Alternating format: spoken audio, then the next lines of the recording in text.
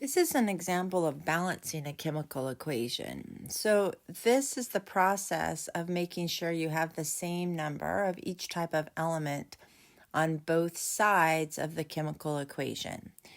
So one thing, well, there's a few things I think about in this particular example.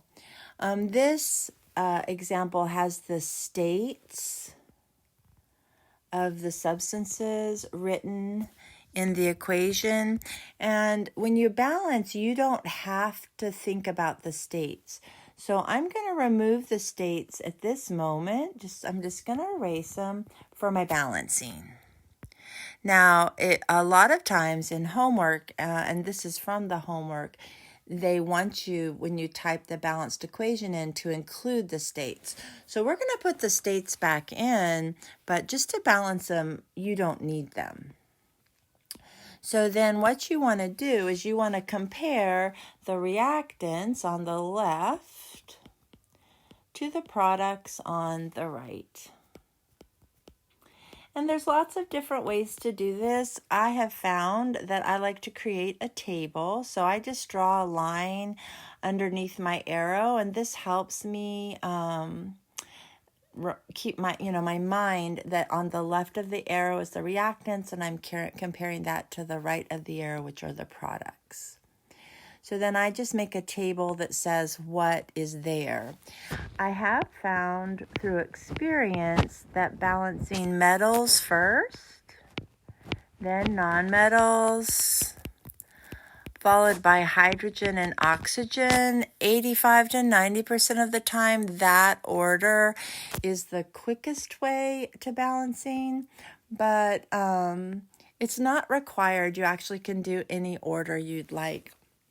So in this case, I would balance nickel first. Then once I finish nickel, I'm going to do chlorine because that's my nonmetal, and then hydrogen.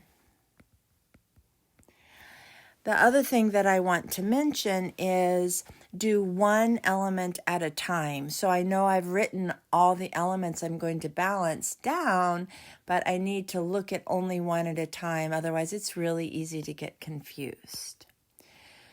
So what I will do is I will just first count on the left right here. I have only one nickel. And on the right, I have one nickel. Okay, so that right there, if I look at it, that is balanced for nickel because they each have one on both sides. So then I go to my chlorine, and I have one chlorine here, and I have two chlorine on the product side. So that's not balanced. So to balance it, you can only add coefficients. So I will multiply by something. And so on the reactant side, this one here, if I multiplied it by 2, then I would end up with the number 2, and that would be balanced. So whatever you have to multiply by, that's going to be your coefficient. So I'm going to put the number 2 here.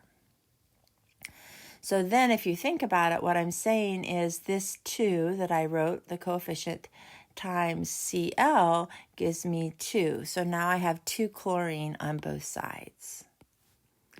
And then finally I want to do the hydrogen. And on the reactant side, once you add a coefficient, now you have to always use it in the equation.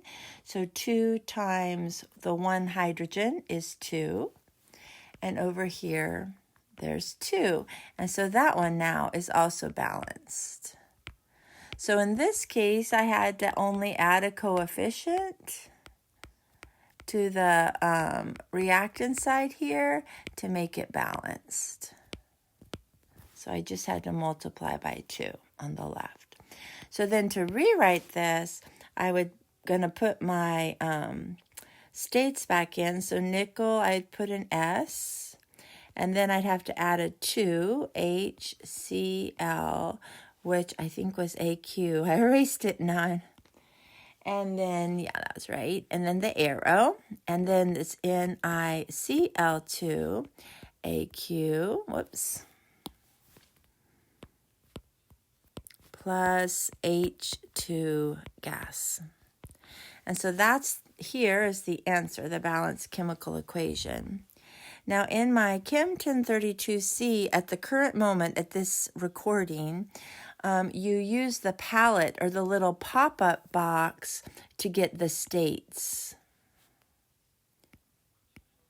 It's called a palette, but it's the little box that pops up, and they have the states in them. The pop-up box does. So that's how you get the states. So you would just type in nickel, and then you get the pop-up box.